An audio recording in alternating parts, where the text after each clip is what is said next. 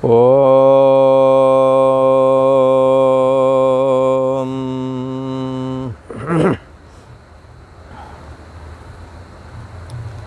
श्री योग वासिष्ठ के स्थिति प्रकरण में श्री वशिष्ठ जी महाराज बोले, हे राम जी, ये जगत जाल जो आत्मा रूप परमेश्वर में फुर रहे हैं, ये आत्मस्वरूप ही हैं। आत्मा से स्वतंत्र होकर के इन जगत जालों का कोई वजूद नहीं है। और जितने भी जगत जाल हैं, ये सब आभास दशा में ही फुरते हैं। किसी का ये आभास दशा क्या है? तो आभास दशा कहते हैं, जैसे अब इस समय जो जगत व्यवहार हम कर रहे हैं, ये आभासित चेतना कर रही है। इस आभासित चेतना को ही जीव चेतना भी कहते हैं। साक्षी ब्रह्म स्वरूप है।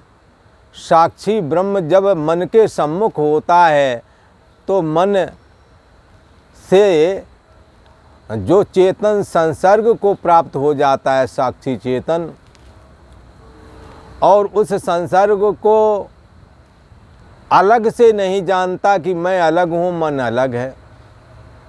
ऐसी दशा में वो साक्षी चेतन ही जीव चेतन कहलाता है।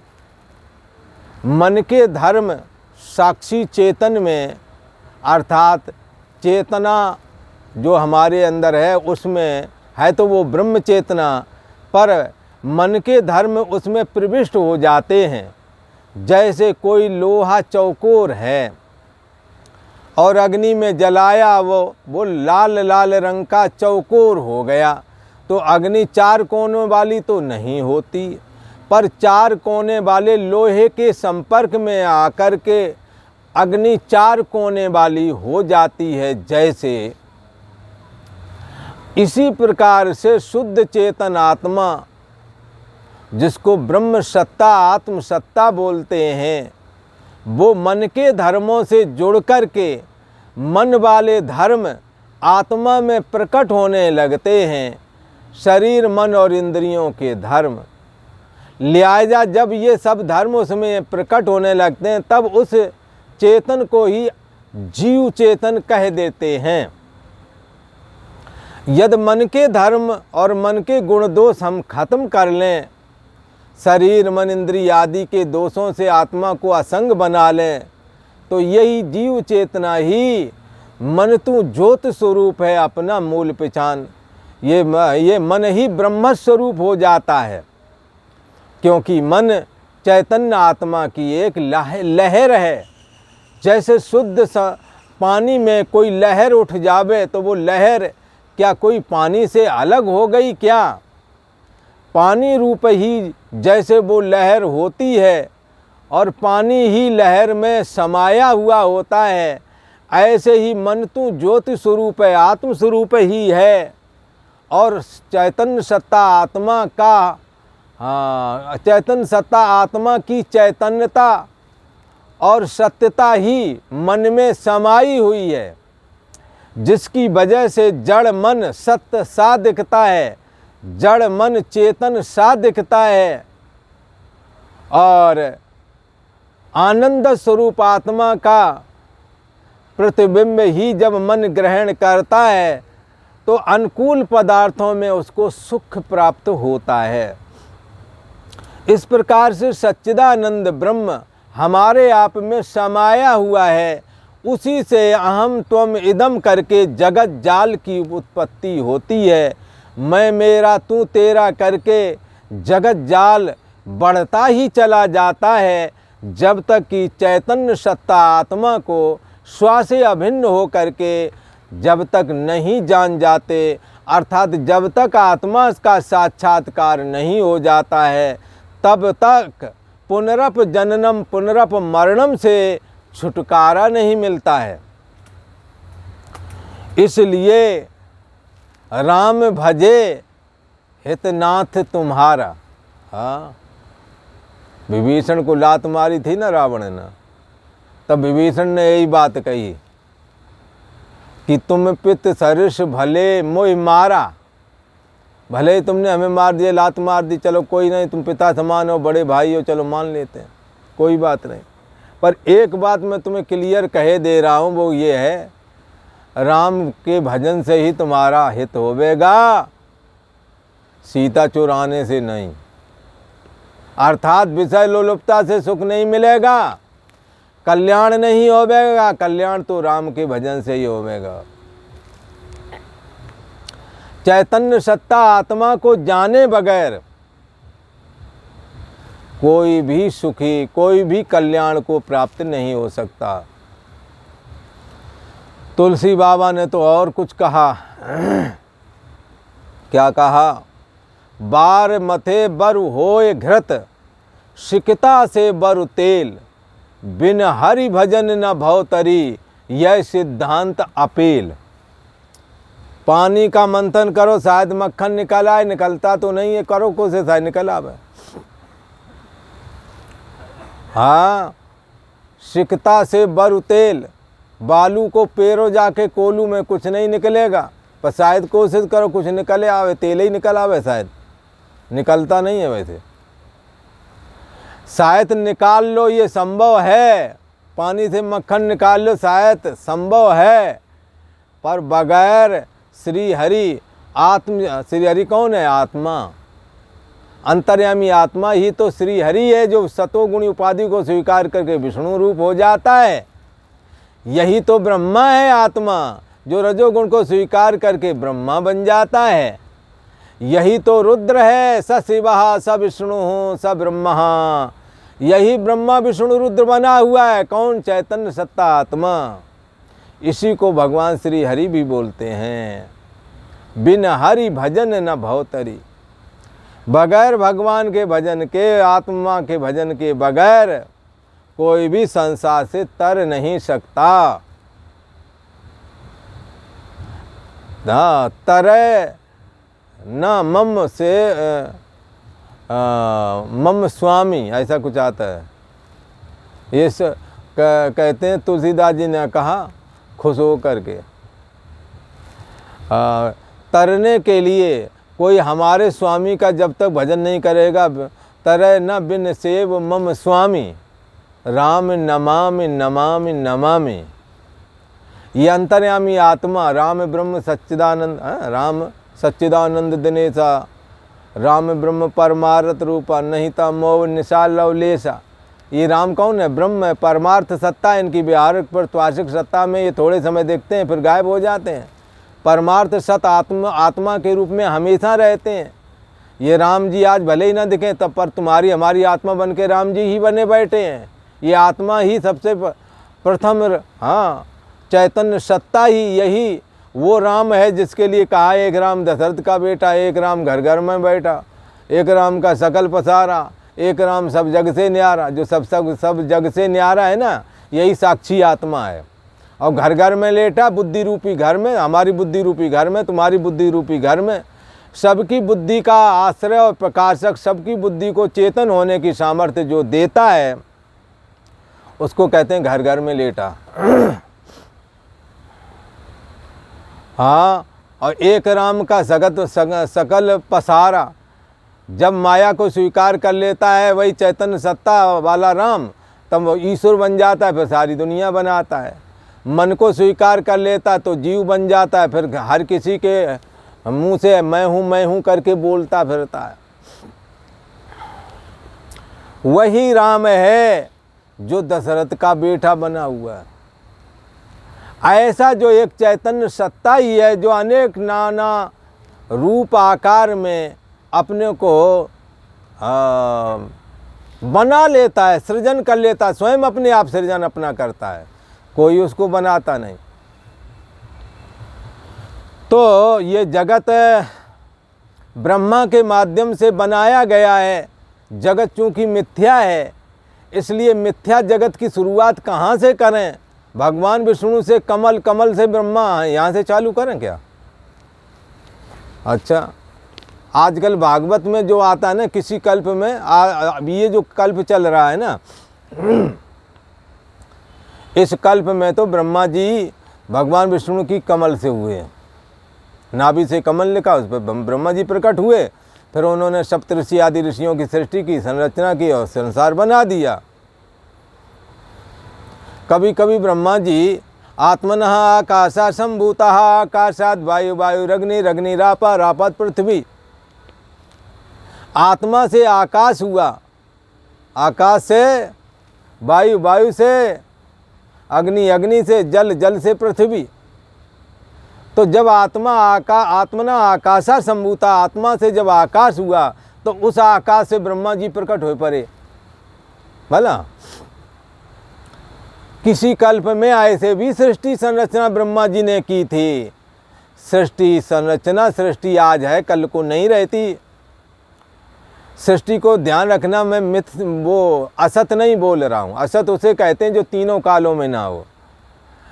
हम मिथ्या, शास्त्र से मिथ्या कहता है। और मिथ्या कौन होता है? जो दिखाई तो पड़े पर रहता नहीं, उसकी अपना कोई वजूद ना हो, दिखाई पड़े पर वजूद ना हो। जैसे किसान लोग चूहों से रखवारी और नील गौओं से खेत की रखवारी करने के लिए खेतों में आदमी का कमीज लटका देते हैं लकड़ी में बांध करके। नील गौओं को लगता है कोई आदमी खड़ा है, खेत में नहीं आता। ये एक उसको भ्रम ही दिखाया है नील गऊ को। ऐसे ही ये जगत भी एक बहुत बड़ा भ्रम है। उस भ्रम को असत नहीं हुआ तो दिख रहा है, इसको कहेंगे मिथ्या। तो यह जगत कैसा है? जदप मृषा देत दुख आही। यद्यपि ये जगत मिथ्या है तो भी इस जगत का आसक्ति पूर्वक सेवन करने से ये दुख ही देता है। अनुकूल होने पर सुखाकार वृत्ति भी होती है, सुखी भी होते हैं, सुख भी मिलता है पर दुख ज़्यादा मिलता है। कभी कभी ब्रह्मा जी आकाश से हो गए, फिर आकाशात वायु, तो कभी कभी ब्रह्मा जी वायु से पैदा हो गए। क्योंकि ये ब्रह्मा कौन है? साक्षात आत्मसत्ता ही। समष्टि अहम लेकर के, जीवों की समष्टि अहम लेकर के, जैसे अंगुली की समष्टि ये है, 5 अंगुली बंधी हुई हैं, अलग अलग हो गए, लो व्यष्टि हो गए, अलग हो गए, अलग अलग हो गए 5। ब्रह्मा जी के अंदर हमारे तुम्हारे सारे मन एजुकल टू ब्रह्मा जी का मन। ब्रह्मा जी का मन हिरण्यगर्भ कहलाता है, बुद्धिमय तत्व कहलाती है, प्राण सूत्रात्मा कहलाते हैं। सारे प्राण एजुकल टू ब्रह्मा जी के प्राण, सारे मन एजुकल टू ब्रह्मा जी का मन, जिसको हिरण्यगर्भ बोलते हैं। सारी बुद्धि एजुकल टू ब्रह्मा जी की बुद्धि, जिसको मैं तत्व बोलते हैं। ये साक्षात आत्मसत्ता ही ब्रह्मा के रूप में कभी भगवान विष्णु के कमल से पैदा होता है, प्रकट होकर के सृष्टि संरचना करता है। और कभी ऋषियों को बनाया, कभी दक्ष को पहले बना दिया, कभी किसी को बना दिया। क्रम कुछ नहीं है। जैसे सुबह जब आप उठोगे तो कभी झाड़ू लगाने लगे, कभी दौड़ के कोई ज़रूरत हुआ पर लगता कपड़ा ही धुल लो, पहले कपड़ा धुलने में लग गए। कभी पता लगा कोई रिश्तेदार आ गए तो सारे काम छोड़ के उसमें लग गए। तो बोले इसका सुबह सुबह का काम क्या है? बोले सुबह सुबह का काम तो यूँ तो उठ कर के नहाने धोने का वो सब झाड़ू पहुँचा गए, पर वो ये तो रिश्तेदारों को लेने गया, फलाने काम इसको वो करना चाहिए। अरे ये काम ऐसे हैं, इनमें क्रम नहीं होता। ऐसे ही सृष्टि संरचना में क्रम नहीं है, शास्त्र ने इसीलिए क्रम नहीं लिखा है। कभी ब्रह्मा जी से सृष्टि, तो कभी भगवान विष्णु से सृष्टि, कभी शिव जी से सृष्टि। पर शिव, विष्णु, रुद्र आदि के रूप में है वही चैतन्य सत्ता आत्मा। तमोगुण को स्वीकार करके रुद्र, रजोगुण को स्वीकार करके ब्रह्मा, सतोगुण को स्वीकार करके विष्णु, शक्ति को स्वीकार करके दुर्गा, विघ्न विनाशक उपाधि स्वीकार करके गणेश, दुनिया को प्रकाशित करने पर सूर्य। कौन बना है? ये तुम्हारी चैतन्य आत्मसत्ता। एको देवा सर्वभूतेश गूढ़ा। ये उपनिषद ज्ञान है सनातनियों का। और ये सनातनी सारे मनुष्य मात्र सनातनी है। मनुष्य है, आत्मा सब में एक ही है। ये चैतन्य सत्ता सब में एक ही है। इसमें किसी का कोई मजहब वाला चक्कर ही नहीं है। बैठो और इसको अनुभव करके देखो, जब समझ में आए तो मानना, नहीं तो नहीं मानना। यहाँ जोर जबरदस्ती की बात ही नहीं। यहाँ तो गुरु लोग उपदेश करते हैं, फिर कहते हैं सच्चाई हमने तुम्हें बता दी, अब तुम्हारा जैसा मन माने वैसा करो। कोई जोर जबरदस्ती वाला काम है नहीं यहाँ। तो ब्रह्मा जी भी कहाँ से प्रकट हो जाए ये भी कुछ पता नहीं, क्योंकि सारी सृष्टि एक परमात्मा से प्रकट होती है। केवल रूप आकार बदला जाता है और निमित्त बदला जाता है। तो यही बात यहाँ बता रहे हैं कि कभी कभी ब्रह्मा जी पांच भौतिक भी यहाँ कह रहे हैं, राम जी यह पंचभूत से जो ब्रह्मा की उत्पत्ति हुई है, आकाश वायु तेज जल पृथ्वी से, आकाश से जब उत्पन्न होते हैं तो आकाशज ब्राह्मण कहा जाता है ब्रह्मा जी को, और जब वायु से उत्पन्न होते हैं तो वायुज ब्राह्मण कहे जाते हैं, और जब अग्नि से होते हैं तो अग्निज कहे जाते हैं, और जल से प्रकट होते हैं तब जलज कहे जाते हैं। कल्प कल्प हर चरित सुहाए, नाना भांत मुनीसन गाए। हर कल्प में अलग अलग तरीके से सृष्टि संरचना ब्रह्मा जी अपने हिसाब से जैसा मूड बनता है उस हिसाब से कर देते हैं। पर सृष्टि संरचना उस चैतन्य सत्ता से ही जैसे पूर्व कल्प में की थी वैसे ही इस कल्प में भी कल्पना करते हैं, संकल्प करते हैं, बनती जाती है सृष्टि। पंचभूत से जो ब्रह्मा जी उत्पन्न हुए तो वायु से होते हैं तो वायु, जल से होते हैं तो जलज, अग्नि से होते हैं तो अग्निज, और अगर पृथ्वी से उत्पन्न होते हैं तो पार्थिव ब्रह्मा जी का तब नाम होता है, और फिर वो सृष्टि संरचना करते हैं। ब्रह्मा जी को तो ये बात बता दी, कभी भगवान विष्णु से, कभी शुद्ध शिव जी से, इस तरह से भी हो तो वो परमात्मा प्रकट होता है। कौन? सदैव सौम्यदम अग्रे आसीत एकमेव द्वितीयम ब्रह्म। चैतन्य सत्ता जो ब्रह्म है वो नाना रूप आकार माया को स्वीकार करके, फिर माया के एक एक अंश सतोगुण को स्वीकार करके, विष्णु रजोगुण को स्वीकार करके, ब्रह्मा तमोगुण को स्वीकार करके, रुद्र रूप धारण करके भी सृष्टि संरचना करते हैं, संहार करते हैं, पालना करते हैं। कौन? एको देवा, वही एक देव, भूल नहीं जाना। ये जो व्यंग लोग करते हैं वो सनातन को ना समझ करके ही करते हैं। उन्हें पहले सनातन का एक ईश्वरवाद अर्थात एक चैतन्य सत्ता आत्मा ही सर्वरूप है ये बात समझना चाहिए, और फिर बाद में आप चर्चा कर सकते हैं। जब समझ जाएंगे तो ऐसे उल्टे बोल बोलोगे ही नहीं, क्योंकि एक ही परमात्मा सब में समाया हुआ है। माया में वही झांकता तो ईश्वर कहलाता है, मन में झांकता जीव कहलाता है। हम और आप जीव हैं, मन को लिए बैठे हैं, इसलिए कहीं कोई दिक्कत नहीं, केवल समझ में। हाँ, यदि आग्रह रखोगे कि नहीं हमने तुम्हारा समझना ही नहीं है तो बात अलग है। समझना चाहोगे तो समझ सकते हो। ब्रह्मा जी और ये पंचदेव उपासना पद्धति इसीलिए चलती है कि वो चैतन्य ब्रह्म कि इन पंच रूपों में प्राय करके प्रकट हुआ। उन्हीं में राम और कृष्ण भी भगवान विष्णु के ही रूप हैं। तो पंच ब्रह्म उपासना या पंचदेव उपासना सनातन में बड़ी ही प्रचलित है अनादिकाल से, जो कि इस बात का सूचन करती है पांच रूपों में एक ही ईश्वर की उपासना की जाती है। एको ब्रह्म द्वितीयो नास्ति ही, एक ही ब्रह्म है, दूसरा नहीं है। हाँ, वही सर्वरूप धारण करता है। तो यहाँ कहते हैं इस प्रकार से सृष्टि संरचना का कोई क्रम नहीं। और आज इतना ही। ओम।